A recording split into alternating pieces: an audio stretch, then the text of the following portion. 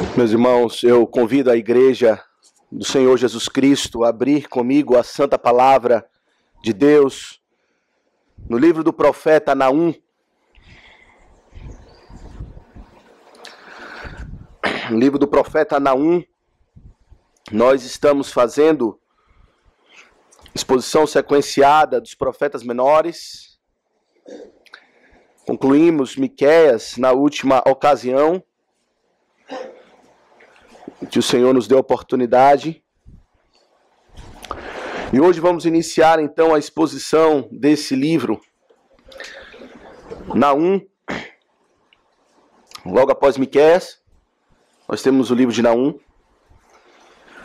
E hoje vamos ler dos versos 1 a 8. Vamos ler Naum, capítulo 1, dos versos 1 a 8. Mesmo assentados, porém com toda atenção, reverência, temor da palavra de Deus, vamos ouvir o Senhor falar. Diz assim: sentença contra Nínive. Livro da visão de Naum, o Eucocita. O Senhor é Deus zeloso e vingador. O Senhor é vingador e cheio de ira. O Senhor toma vingança contra os seus adversários e reserva indignação para os seus inimigos. O Senhor é tardio em irar-se, mas grande em poder, e jamais inocenta o culpado. O Senhor tem o seu caminho na tormenta e na tempestade, e as nuvens são o pó dos seus pés. Ele repreende o mar e os faz secar, e mingua todos os rios. Desfalecem Bazã e o Carmelo, e a flor do Líbano se murcha. Os montes tremem perante ele, e os outeiros se derretem, e a terra se levanta diante dele, sim, o mundo, e todos os que nele habitam. Quem pode suportar a sua indignação? E quem subsistirá diante do furor da sua ira? A sua cólera se derrama como fogo, e as rochas são por ele demolidas. O Senhor é bom, é fortaleza no dia da angústia, e conhece os que nele se refugiam. Mas com inundação transbordante, acabará de uma vez com o lugar desta cidade. Com trevas perseguirá o Senhor os seus inimigos. Amém. Até aqui, meus irmãos, a leitura da palavra do Senhor. Vamos mais uma vez curvar a nossa fronte, suplicando de Deus a sua graça, a sua assistência, a iluminação do seu Santo Espírito, para que em tudo ele seja glorificado. Vamos orar. Bondoso Deus, eterno Pai, estamos diante da tua palavra, ó Deus, da voz do Senhor proferida por meio do teu santo profeta Naum, tanto tempo atrás.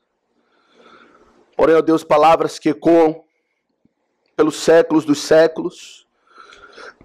Passarão, ó Deus, os céus e a terra, mas a tua palavra jamais passará. O Senhor é o mesmo ontem, hoje, e será para sempre. E assim, ó Deus, o Senhor nos ajude a compreender a voz do Senhor, a tua palavra, a tua profecia, para que hoje possamos conhecê-lo e temê-lo, nos arrepender dos nossos pecados e buscar em Ti o refúgio para o dia das trevas, que certamente virá. Dia de pavor e grande medo. Sustenta-nos, ó Deus, abençoa o Teu servo que fala contigo, capacita-nos, fortalece-nos, sobrepuja, ó Deus, as nossas limitações, para que pela Tua graça e pelo Teu próprio amor com que o Senhor tem para com a Tua igreja, o Senhor a todos nos abençoe. Assim suplicamos, assim, o Teu amor, a Tua graça, o Teu favor, a Tua iluminação. Oramos em o nome de Jesus. Amém. Congregação do Senhor Jesus Cristo. O livro do profeta Naum é um livro pouco conhecido, não é? Se ele perguntasse o que é que você sabe a respeito de Naum, talvez a maioria de nós, francamente, diria, nada, não muita coisa. Talvez alguns soubessem alguns pequenos dados, só alguns sabem de cor, aprendeu na escola bíblica dominical, quando criança, a ordem dos livros bíblicos, mas pouco se sabe, e a verdade é que muitas vezes desprezamos certos livros da palavra do Senhor, especialmente os profetas menores, para o nosso próprio prejuízo. Nós somos aqueles que iremos sofrer ou deixar de crescer, de sermos edificados na compreensão e no estudo desses livros da palavra de Deus. Como diz o apóstolo Paulo, toda a Escritura é útil para o ensino, para a repreensão, para a educação na justiça, a fim de que o homem de Deus seja perfeito e perfeitamente habilitado para toda boa obra. Toda a Bíblia é inspirada. E o livro do profeta Naum, meus irmãos, é um livro de grande conforto para o povo de Deus. Esse é o sentido do seu nome. A verdade é que pouco realmente se sabe a respeito do profeta. Quando consideramos a pessoa do profeta Naum, ele não é mencionado em nenhum outro lugar, ele não é mencionado em nenhum outro livro histórico, ele não é mencionado em nenhum outro livro de outro profeta. Pouco se sabe a respeito dele. Ele menciona o seu local de nascimento ou a sua origem. É Naum, no verso 1, o Eucosita ou Eucocita, mas pouco se sabe a respeito desse local. Existem várias teorias a respeito de onde poderia ser Elcos, a cidade de onde ele vem. Se seria um vilarejo de Judá, se seria um vilarejo da Assíria, de onde ele fala contra Nínive. A verdade é que não sabemos. Porém, o que se sabe é o seu nome. E que ele era um profeta do Deus Altíssimo. Livro da visão de Naum. Aquilo que Naum vai falar não é as suas próprias palavras, a sua própria percepção, a sua própria análise do cenário político de Israel daquele tempo e também do mundo. Afinal de contas, ele fala a respeito de Nínive. O que ele fala é o que ele viu. Ele viu aquilo que Deus mostrou a ele, aquilo que Deus revelou a ele, como o seu santo profeta. E ele fala com fidelidade. Ele fala e ele registra. Isso é peculiar aqui no livro do profeta Naum com respeito aos demais livros dos profetas, pois aqui o seu livro é descrito como um livro. Livro da visão de Naum. É o único profeta que registra, que descreve a sua própria profecia dessa maneira, como um livro. E de fato há um aspecto forte literário na profecia, como veremos em Naum, peculiar. É um livro rico na sua característica literária, no seu estilo. As palavras são escolhidas com grande habilidade. Certamente era um homem muito culto. Talvez diferente de Amós, que era um fazendeiro, um homem simples, que o Senhor usou também como um dos seus profetas. Naum certamente é um homem habilidoso com as palavras. É isso que vemos logo nessa passagem. Nessa primeira passagem que nós temos aqui, nós temos aquilo que os comentaristas chamam de o Salmo de Naum. pois ele escreve poeticamente a respeito de Deus. É um livro e uma visão, uma mensagem profética. E o que se sabe a respeito de Naum é o que sabemos a respeito do seu nome. É um livro para confortar o povo de Deus. O seu nome representa isso. Naum significa aquele que foi confortado, ou aquele que conforta. Esse é o sentido do seu nome. O seu nome é semelhante ao nome de dois outros grandes personagens bíblicos que atuaram da mesma maneira, como Noé e Neemias. Tanto Noé quanto Neemias têm nomes que fazem parte do mesmo campo semântico de Naum, que tem o mesmo sentido. Noé significa descanso, aquele que traz alívio. Neemias significa Javé tem confortado. E a mesma coisa o nome do profeta Naum. Todos esses homens têm algo em comum. Foram homens que viveram em tempos de grandes trevas, onde a situação espiritual era deplorável, era triste, era tomada de pecado. E eles vieram para denunciar isso, mas também para trazer uma mensagem de salvação da parte de Deus. Uma mensagem de conforto, pois eles mesmos confortam com o mesmo conforto com quem eles foram confortados eles mesmos. Como diz o apóstolo no Novo Testamento, em 2 Coríntios 1:4, o apóstolo Paulo diz o seguinte: é Ele que nos conforta, Deus, em toda a nossa tribulação, para podermos consolar os que estiverem em qualquer angústia, com a consolação com que nós mesmos somos contemplados por Deus. Assim é todo servo do Senhor, todo verdadeiro profeta, todo verdadeiro ministro, todo verdadeiro arauto das boas novas do Senhor, da sua mensagem, seja ela qual for, é aquele que consola com as consolações com que ele mesmo foi consolado. E Naum então se levanta como um confortador para Israel. Mas é interessante observar que a consolação que Naum apresenta é uma consolação proclamando uma mensagem de juízo. Interessante compreender que o juízo do Senhor é consolo para o seu povo. Veja o que ele escreve logo no verso 1: sentença contra Nínive. Esse é o escopo da sua mensagem. Veremos ao longo de toda a exposição dessa profecia, ao longo das mensagens, que ele tem um assunto muito bem definido, muito claro, e é proclamar uma sentença contra Nínive, a grande capital do mundo antigo. A palavra sentença quer dizer um pronunciamento de juízo da parte de Deus. A palavra literalmente significa um peso, um fardo, que tem que ser anunciado, que tem que ser proclamado, e é um fardo que diz respeito à proclamação, a um pronunciamento pesado da parte de Deus, de condenação, de juízo, que o Senhor aqui apresenta para com Nínive, aquela grande cidade.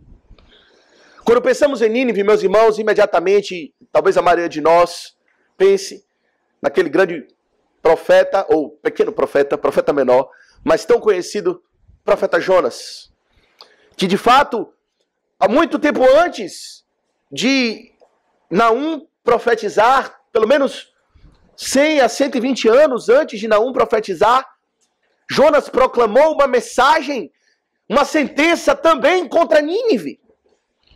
Uma mensagem de duro pronunciamento. 40 dias e Nínive será subvertida. Foi a mensagem de Jonas contra aquela nação arrogante, nação soberba. Uma cidade, digo, a capital da Assíria, grande poder do mundo antigo. E nós lemos em Jonas o impensável, o improvável, o grande milagre. Nínive se arrependeu no pó e na cinza. Literalmente, proclamaram um jejum, rasgaram as suas vestes, se arrependeram e o Senhor os poupou. O Senhor foi misericordioso para com aquela grande cidade. Porém, meus irmãos, a história nos conta que Nínive não continuou no seu arrependimento. Não sabemos quanto tempo durou. Não sabemos se foi um arrependimento genuíno ou se foi meramente um arrependimento da boca para fora. A verdade é que Nínive, em pouco tempo, voltou às suas práticas malignas, violentas e pecaminosas. E pela própria soberania de Deus, o Senhor levanta Nínive, representando aqui a Assíria. Nínive era a capital da Assíria. Levanta esse poder para voltar-se contra o seu povo, para julgar o seu povo que estava em pecado. Foi isso que vimos em Miqueias, não foi? Na nossa exposição de Miqueias, ele direciona a sua mensagem profética contra o próprio povo de Deus, que estava em pecado duramente. Uma mensagem dura, uma mensagem de juízo, uma controvérsia, como diz Miqueias, que Deus tinha contra o seu próprio povo. E lá faz-se menção a respeito da Assíria, que Deus estava trazendo, levantando aquele povo para ser um instrumento de juízo da parte de Deus contra o seu próprio povo. E Nínive era a grande capital. Cidade poderosa, cercada por muralhas, impenetrável, humanamente falando, invencível, que deveria causar terror e pavor no povo de Deus, pois ali eles viriam como um fogo devorador para devorar o próprio povo de Deus. Mas a mensagem que vimos de Miqueias era uma mensagem de esperança para o povo de Deus, não é? Deus haveria de levantar a Assíria, haveria de levantar Nínive para julgar e disciplinar o seu povo, mas não com o propósito de destruição final. Pois o Senhor tem prazer na misericórdia. Ele não se esquece da herança do seu povo, do restante, do remanescente do seu povo. E a despeito do juízo que ele haveria de derramar sobre o seu próprio povo e da disciplina que ele haveria de fazê-los passar, o seu plano, os seus pensamentos eram de bem e não de mal. Era de fazê-los restaurar, era de fazê-los, de conduzi-los ao arrependimento verdadeiro. O Senhor não desejava destruir o seu povo. Porém, a Assíria sim. O Senhor levantou a Assíria, levantou Nínive para ser um instrumento, mas esse instrumento, meus irmãos, era um instrumento que tinha um caráter de agente moral, responsável pelos seus atos. E eles que não foram meramente usados por Deus para meramente trazer disciplina, eles foram além. O propósito deles era ver o povo de Deus humilhado, o povo de Deus destruído por completo. Era uma nação arrogante, que certamente, ao apresentar-se para o povo de Deus, não se apresentava na humildade, como um servo de Deus, que foi convocado por Deus para executar sentença e juízo, mas como nação arrogante. Interessante, em 2 Crônicas, nós percebemos essa arrogância. Veja, no capítulo 32 de 2 Crônicas, nós temos uma linguagem de soberba, aqui apresentada por Rabsaque, o comandante do exército da Assíria, a serviço do rei Senaqueribe, que estava ali sitiando Jerusalém, que estava ali apertando o povo de Deus, e a sua linguagem era de grande soberba, e até mesmo blasfema contra o próprio Deus. Veja, em 2 Crônicas, no capítulo 32, a partir do verso 9, nós lemos essas palavras. Depois disso, enquanto Senaqueribe, rei da Assíria, com todo o seu exército, sitiava Laques, não era Jerusalém, era Laques, enviou seus servos a Ezequias, rei de Judá, que estava em Jerusalém, dizendo: assim diz Senaqueribe, rei da Assíria, Em que confiais vós para vos deixardes sitiar em Jerusalém? Acaso não vos incita Ezequias para morrerdes à fome e à sede, dizendo: o Senhor nosso Deus nos livrará das mãos do rei da Síria? Não é Ezequias o mesmo que tirou os seus altos e os seus altares e falou a Judá e a Jerusalém, dizendo: diante de apenas um altar vos prostrareis e sobre ele queimareis incenso? Não sabeis vós o que eu e meus pais fizemos a todos os povos da terra? Acaso puderam, de qualquer maneira, os deuses das nações daquelas terras livrar o seu país das minhas mãos? Qual é de todos os deuses daquelas nações que meus pais destruíram, que pôde livrar o seu povo das minhas mãos, para que o vosso Deus vos possa livrar das minhas mãos? Agora, pois, não vos engane, Ezequias, nem vos incite, nem lhe deis crédito, porque nenhum Deus de nação alguma, nem de reino algum, pôde livrar o seu povo das minhas mãos, nem das mãos de meus pais, quanto menos vos poderá livrar o vosso Deus das minhas mãos. Palavras arrogantes, palavras de um homem, de uma nação, que se ensoberbeceu acima do próprio Deus, que embora foi usado por Deus soberanamente, não se humilhou diante de Deus, blasfemou contra Deus, intentou o mal contra o povo de Deus. E assim então, vem a palavra de Naum.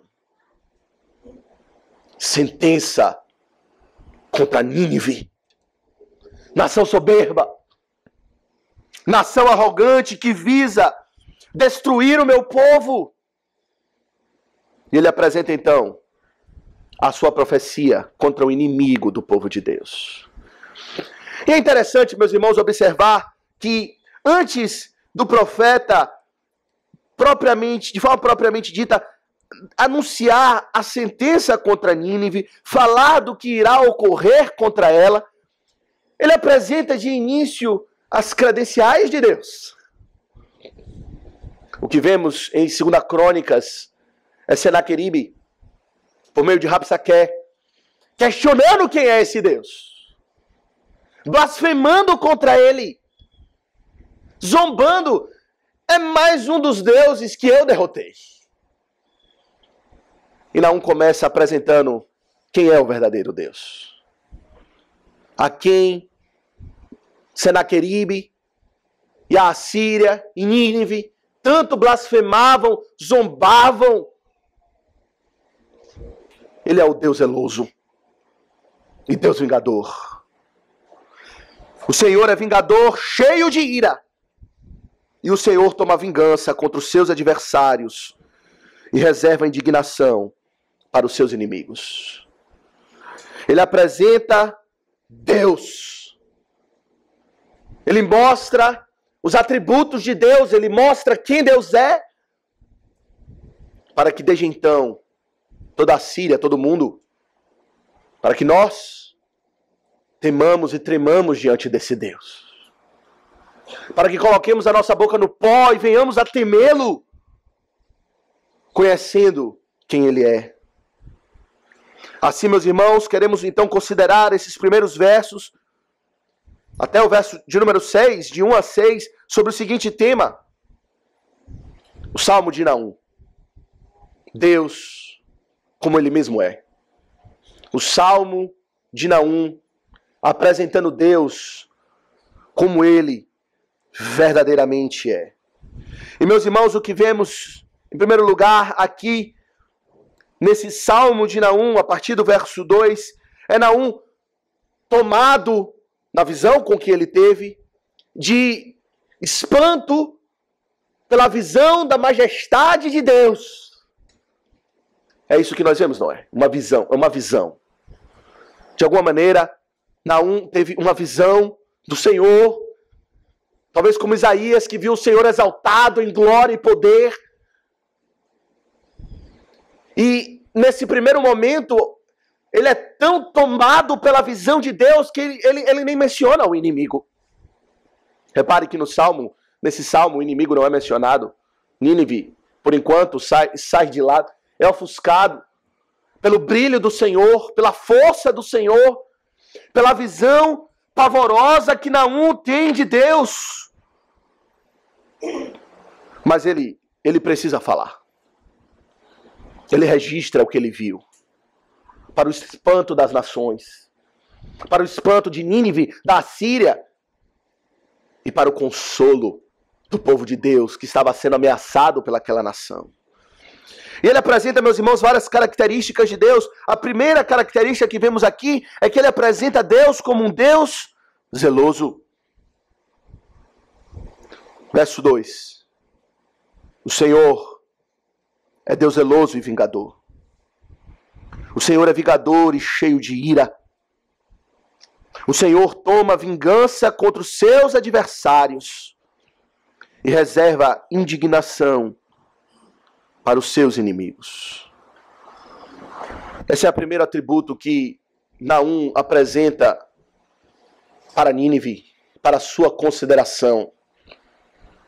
Deus é um Deus zeloso. Meus irmãos, esse atributo do Senhor, de fato, é um atributo que nos deve fazer tremer, quando consideramos que Deus, ele é assim. Remete aos 10 mandamentos, não é? Lá em Êxodo 20, no segundo mandamento, o Senhor se descreve ele mesmo, nesses termos, quando ele apresenta a lei. Êxodo 20, no verso 4, o Senhor diz o seguinte: não farás para ti imagem de escultura, nem semelhança alguma do que há em cima nos céus, nem embaixo na terra, nem nas águas debaixo da terra, não as adorarás, nem lhe darás culto, porque eu sou o Senhor teu Deus, Deus zeloso, que visito a iniquidade dos pais nos filhos, até a 3ª e 4ª geração daqueles que me aborrecem, e faço misericórdia até 1000 gerações daqueles que me amam e guardam os meus mandamentos. Meus irmãos, falar que Deus é zeloso, falar dessa expressão zelo, palavra também aqui usada, pode ser traduzida por ciúmes. É uma palavra que diz respeito a uma forte emoção que não pode ser contida. E que diante de uma determinada situação, essa emoção dará lugar à ação. É uma emoção que não irá apenas guardar-se no seu íntimo, mas é uma emoção que provocará uma reação por parte daquele que é chamado zeloso. E meus irmãos, o Senhor aqui, ele se apresenta como zeloso com respeito ao seu próprio nome, como vimos no segundo mandamento. O Senhor diz: não me adore com imagem de escultura, não me adore como eu não determinei, pois eu sou zeloso para com o meu próprio nome, para com a minha própria glória, para com a minha própria adoração. É algo que eu me importo muito quando se fala a respeito do culto a Deus, quando se fala a respeito das coisas relacionadas a Deus. O próximo mandamento, o 3º mandamento, o Senhor apresenta a mesma ideia, embora a palavra zeloso ali não é apresentada, o Senhor usa o mesmo conceito com respeito ao seu próprio nome. Quando ele diz que não devemos tomar o nome de Deus em vão, porque o Senhor não terá por inocente quem tomar o seu nome em vão. Ele não poderá meramente olhar de forma passiva o seu nome sendo vilipendiado, o seu culto sendo blasfemado, sendo distorcido, corrompido pelos homens. Ele sente santa indignação. E essa indignação levará a uma ação, a uma forte reação. E essa reação, meus irmãos, é a reação da vingança. É isso que ele diz aqui. O Senhor Deus é Deus zeloso e vingador. O Senhor é vingador e cheio de ira. Essa é a manifestação do seu zelo. Quando ele vê o seu povo sendo vilipendiado, o seu povo sendo zombado daquela maneira, ameaçado daquela maneira, criticado, ridicularizado. Quando o Senhor vê os inimigos do povo de Deus intentando um mal contra o povo de Deus, ainda que o povo de Deus fosse culpado, o Senhor levanta-se em santa indignação. Ele não pode parar e assistir o seu povo ser atropelado dessa maneira. E ele responde, meus irmãos, com aquilo que ele chama de a sua ira. Não a ira qualquer, não a ira humana, a ira divina, que é santa, que é pura, mas que é irresistível. Ele diz, eu estou cheio de ira, eu sou Deus vingador, eu irei retribuir aqueles que fazem mal, diz o Senhor. O Salmo 7 apresenta essa verdade em termos bem fortes, não é? Abra comigo no Salmo 7, no verso 11. O Senhor apresenta essa ideia do seu zelo que consome, que o leva a retribuir o mal, em termos bem gráficos. Salmo 7, a partir do verso 11, o salmista diz, Deus é justo juiz, Deus que sente indignação todos os dias, e se o homem não se converter, afiará Deus a sua espada, já armou o arco, tendo pronto, e para ele preparou já instrumentos de morte. Preparou as suas setas inflamadas. O Senhor haverá de reagir contra um povo impenitente. E as suas armas já estão prontas, ele diz. A medida da sua ira já foi completada. E vai chegar o momento onde ele vai dar vazão a tudo isso. Será que não tememos a Deus o suficiente para compreender que a sua ira está vindo sobre aqueles que intentam mal contra Deus e contra o seu povo? Meus irmãos, não se enganem, o povo de Deus era de fato culpado de muitos pecados. Israel, naquele tempo, merecia. Nínive não estava ali à toa, como falamos. O Senhor levantou-me, foi o Senhor mesmo quem chamou e levantou aquela nação soberanamente para disciplinar o povo de Deus. Mas o Senhor jamais intentou a destruição do seu povo. Destruí-lo, fazer mal ao seu povo. E ali estava um povo que desejava isso e desperta no Senhor zelo, ira para defender o seu povo. Será que isso não nos causa temor? Quando vemos como Deus lida com a sua igreja, com o seu próprio povo, alguém dirá, isso é o Deus do Antigo Testamento. Essa é a objeção, né? Que geralmente se apresenta.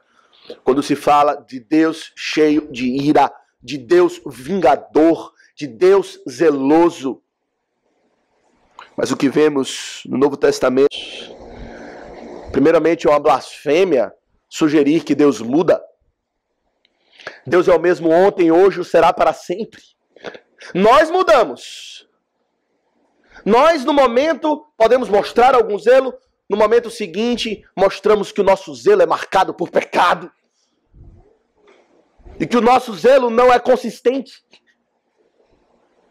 Nós mesmos cometemos os pecados contra o qual mostramos sermos zelosos quando aparecem outras pessoas.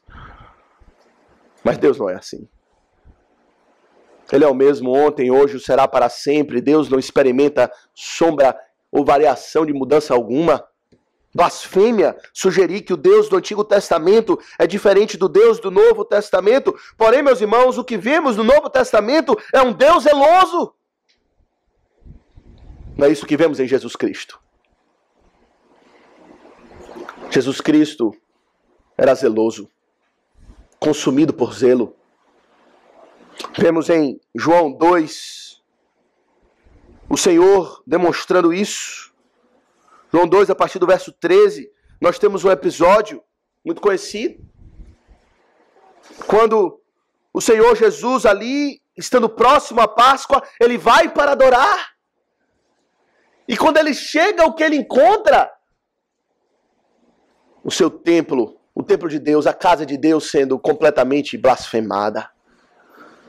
Tratada como negócio. E o Senhor diz que a casa de Deus, casa de oração, é transformada num covil de salteadores. E o zelo do Senhor Jesus Cristo, pelo Senhor, pelo seu nome, pelo seu culto, pelo seu povo, se manifesta em uma santa ira. E diz o texto que o Senhor Jesus fez com as alrague de cordas, uma espécie de chicote, e saiu batendo nas pessoas, virando as mesas. Aqui está o Cordeiro de Deus, manso e gentil, consumido de ira. E meus irmãos, ali foi apenas um vislumbre da ira do Senhor, que virá. Naquele episódio, os discípulos viram, certamente ficaram de queixo caído diante daquela cena, não acreditaram no que estavam vendo, mas lembraram do que estava escrito. No verso 17 diz que os discípulos lembraram que estava escrito no Salmo: o zelo da tua casa me consumirá. Eles entenderam a ação do Senhor Jesus. E por meio da ação do Senhor Jesus, eles tiveram um vislumbre do Deus vingador, do Deus zeloso contra aqueles que profanam o seu nome, ou contra aqueles que ameaçam o povo de Deus. Como a nossa visão de Deus é fraca, não é? Nós temos uma visão de um Deus quase que efeminado. Um Deus que é libertino. E um Deus que passa a mão pela cabeça, que tolera o pecado. A nossa visão de Deus, meus irmãos, muitas vezes, e eu digo a visão popular também, não é a visão bíblica. Que Deus é zeloso. Mas Naum, meus irmãos, ele corrige isso. Ele nos apresenta de forma contundente quem Deus verdadeiramente é. Deus zeloso. Isso, meus irmãos, é um grande conforto para nós. Quando se fala da ira de Deus, muitos param e há aquela tensão no ar, aquele medo no ar. Medo para aqueles que são inimigos do povo de Deus. Mas para nós deve ser um grande conforto saber que Deus é zeloso. Porque o contexto aqui, meus irmãos, mostra-nos que Deus é zeloso pelo seu povo. Ele não pode ver o seu povo ser meramente destruído e ficar assistindo de camarote. O seu povo ser vilipendiado, o seu povo ser caluniado, o seu povo ser difamado. E ele não faz nada, parado olhando. Ele vem em defesa do seu povo. Ainda que o seu povo seja culpado de muitos pecados, ele vem em defesa do seu povo. Isso para nós é grande consolo, não é? Eu fico pensando quem é o pai que veria as suas filhas.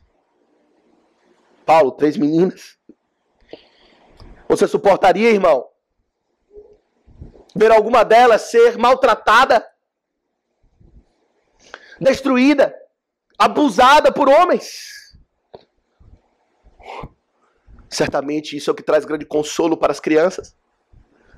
Saber que os pais são protetores, são zelosos pela integridade dos nossos filhos, ainda que os nossos filhos sejam pecadores. Estamos lá por eles a qualquer momento. Não toleraremos quem quer que seja que queira destruí-los. Assim devemos confortar os nossos corações. Saber que Deus é zeloso pelo seu povo, que nada destruirá o seu povo.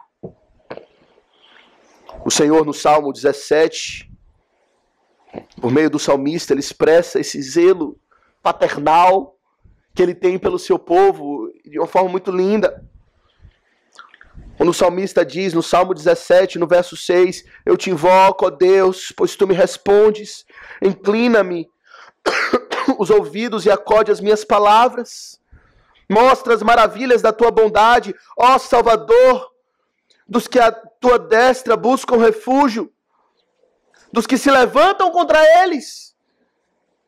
Ele diz no verso 8, de forma tão bela, Senhor, guarda-me como a menina dos teus olhos,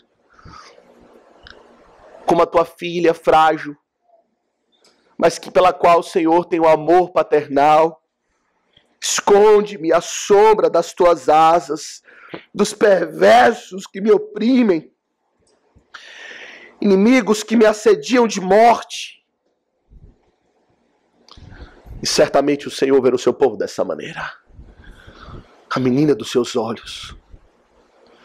E Ele tem um zelo para com ela, a ponto dele ir atrás e caçar os inimigos do povo de Deus, até vê-los destruídos por completo. Isso é um exemplo para nós também, não é? Porque o Senhor nos redimiu para que nós também sejamos zelosos. O Senhor Jesus Cristo era zeloso. O salmista diz no Salmo 119, no verso 139, ele diz, o meu zelo me consome, porque os meus adversários se esquecem da tua palavra. Ele diz em 1 Timóteo 5, 22, que o Senhor diz que não devemos nos tornar cúmplices do pecado de outrem. Isso é um atributo de zelo. Mas ele também nos diz que ele redimiu para si um povo zeloso de boas obras. Será que somos zelosos ou complacentes com o pecado? Facilmente conseguimos assistir o pecado correr e ficar olhando, aguardando que algo aconteça. E não somos impulsionados a tratar o pecado onde ele deve ser tratado. Deus é Deus zeloso. Mas veja, meus irmãos, em segundo lugar, que ele também apresenta de forma mais breve, aqui veremos que Deus é justo. No verso 3, ele diz, na segunda parte do verso 3, que Deus jamais inocenta o culpado. Alguém pode pensar que essa ira de Deus é demais, não é? Que a ira de Deus é desproporcional. Sobretudo quando se fala do inferno, de uma ira que não se acaba, de um castigo eterno. Alguém pode pensar, para que isso tudo? Só por causa de um fruto que foi comido de forma inadvertida no Jardim do Éden? Para que tamanha punição, exagero? Mas Deus é justo. Ele não inocenta o culpado. Ele não pune o inocente. Ele não pune além da medida. E nem deixa de recompensar aqueles que devem ser recompensados. Deus é justo. Deus não é iracundo. Deus, ele sente indignação todos os dias, mas ele não é iracundo. Iracundo é aquele que se irrita à toa, não é? Se irrita sem motivo. Se irrita de maneira desproporcional. Qualquer probleminha já está explodindo de uma maneira inadequada. Mas não está dizendo a ira de Deus é uma ira justificada. É uma ira santa, é uma ira apropriada, é uma ira conveniente. É uma ira que deve existir, que se não existir, algo está faltando. Deus estará falhando na sua condição de juiz. Como lemos no Salmo 7. Deus é juiz. E já tem os seus instrumentos de morte preparados. Porque ele é juiz, ele deve agir assim. Meus irmãos, como sentimos quase que uma raiva da impunidade, não é? Como vemos na nossa nação, vemos homens que são corruptos e andam em liberdade, ou são presos para daqui a 2, 3 dias, 2, 3 meses serem soltos.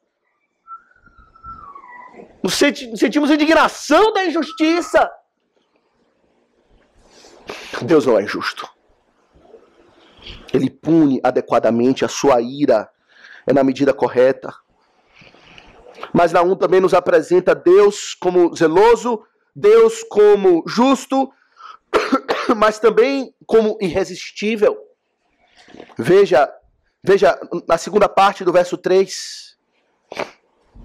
Ele diz que Deus jamais inocenta o culpado, e então, do verso 3 até lá no verso 6, ele diz o seguinte: o Senhor, ele tem o seu caminho na tormenta e na tempestade, e as nuvens são o pó dos seus pés.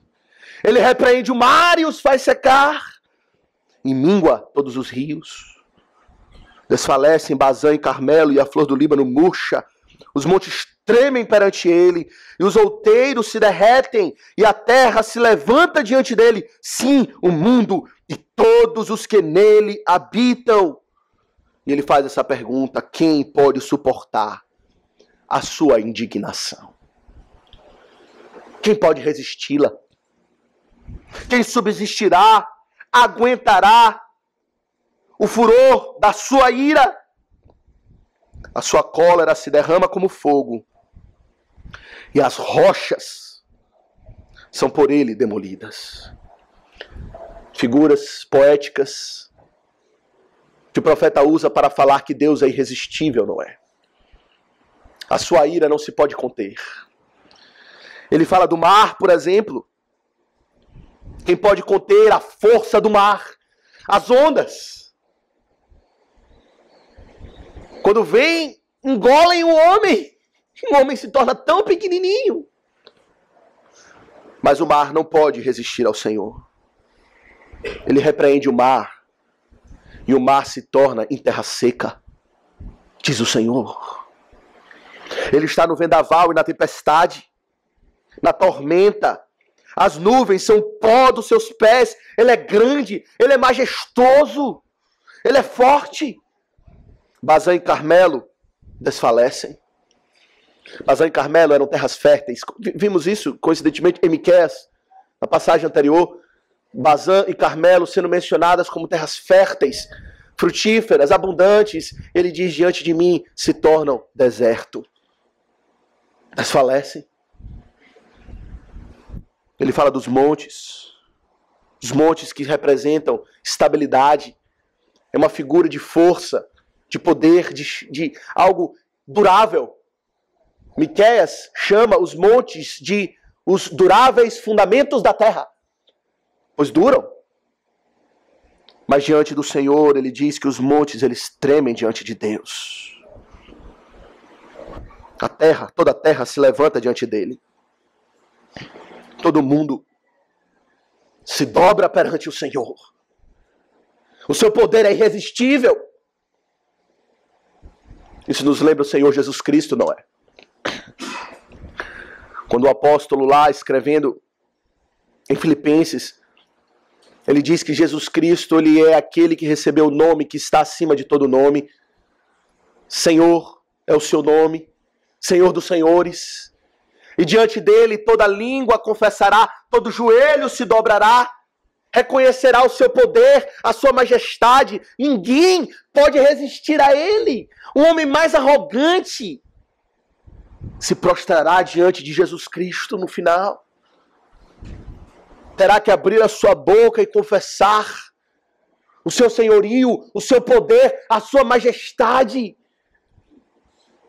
Coitado da Assíria. Coitado do homem arrogante. Não pode resistir à sua indignação. Quem pode suportá-lo? Os homens fazem planos malévolos. Planos que eles pensam certamente prosperarão. E muitas vezes esses planos dizem respeito justamente a causar dano ao povo de Deus. E eles pensam, na sua arrogância, que tudo prosperará. O Senhor diz: não prosperará. Porque eu sou zeloso, cheio de ira, e a minha ira é irresistível. Não há homem algum, nação alguma, poder algum, que possa resistir à minha vontade. Será que isso não nos causa grande temor no nosso coração quando consideramos a Deus? Será que isso não nos humilha diante dele? Não nos quebranta o coração? Será que o nosso coração é tão duro que diante de tais declarações a respeito de Deus, nós iremos continuar o nosso curso de maldade? Como Nínive fez. Que a despeito de Ezequias falar que o único Deus deve ser adorado, e falar a respeito do poder do Deus que criou os céus e a terra, eles prosseguiram na sua arrogância e eventualmente caíram diante da Babilônia. Tiveram que dobrar os seus pés, foram destruídos. Será que isso não nos humilha? Porém, meus irmãos, em último lugar, nós vemos que o profeta, ele também diz que Deus, ele é longânimo. É isso que vemos no verso 3, pulamos aqui, intencionalmente, mas não é isso que ele diz a respeito de Deus? O Senhor é tardio em irar-se. Quantas coisas a respeito da ira de Deus aqui nós aprendemos nessa pequena passagem, não é? É uma ira justa, é uma ira movida pelo seu zelo que ele tem para com as coisas dele mesmo, que ele valoriza e ama. É uma ira irresistível, pois ninguém pode se sustentar diante do furor da sua ira. Mas é uma ira cheia de longanimidade. É uma ira tardia. Esse é o nosso Deus, meus irmãos. Ele é paciente. Ele não age de forma precipitada. Ele não se exaspera. Diante das situações, ele tem calma. A sua ira, a nossa ira, nos leva a agir de forma precipitada, não é? Tanto é que quando estamos irados, o grande conselho que se dá, de forma geral, àquelas pessoas que estão iradas é: não faça nada enquanto você estiver irado. Aguarde acalmar. Porque, em geral, quando estamos irados, nós agimos precipitadamente, metemos pés pelas mãos, exageramos na dose, falamos coisas que nos arrependemos. Mas Deus não é assim. A sua ira é controlada. Ele não se exaspera. Ele aguarda o momento correto para a execução da sua ira. É interessante olhar como nós somos impacientes até mesmo com respeito à ira de Deus. Até os santos aperfeiçoados em santidade têm uma certa impaciência para com a própria ira de Deus. Acham que Deus é paciente demais. Veja em Apocalipse no capítulo 6. Nós temos aqui o clamor dos santos aperfeiçoados, daqueles que foram martirizados pela fé que tinham em Jesus Cristo, e que agora estão lá nos céus aguardando a manifestação completa da ira do Senhor, e eles o fazem com uma certa impaciência.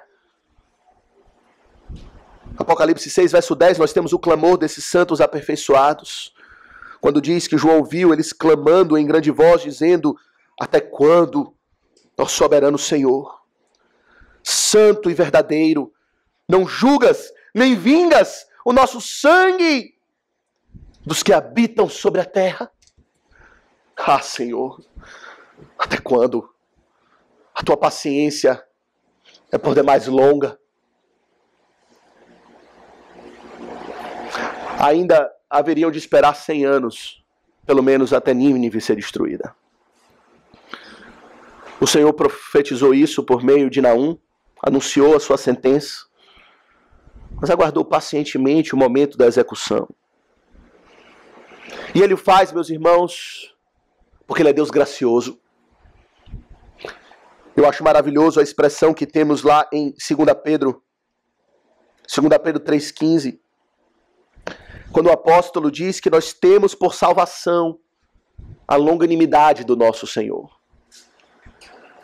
O fato de Deus ser longânimo é a nossa esperança. Porque, meus irmãos, merecemos, pelos nossos pecados, sermos fulminados instantaneamente. E se Ele não faz, é porque Ele está dando oportunidade para arrependimento. Ele está aguardando com toda paciência, com toda calma, que o homem se arrependa. Em 2 Pedro, no capítulo 3, no verso 9, nós temos o apóstolo explicando isso com mais detalhes. Ele diz o seguinte, que não retarda o Senhor a sua promessa, pois alguns estavam acusando ao Senhor, dizendo que estava demorando demais. A volta de Cristo, ele diz, não retarda o Senhor a sua promessa, como alguém julgam demorada. Pelo contrário, ele é longânimo para convosco, não querendo que nenhum pereça, senão que todos cheguem ao arrependimento. O Senhor já tinha dado uma chance a Nínive por meio de Jonas. E ela se arrependeu, caiu em pecado. Ele anuncia de novo a sua ira e ele anuncia novamente com longanimidade. E não aguardou 40 dias, aguardou 100 anos.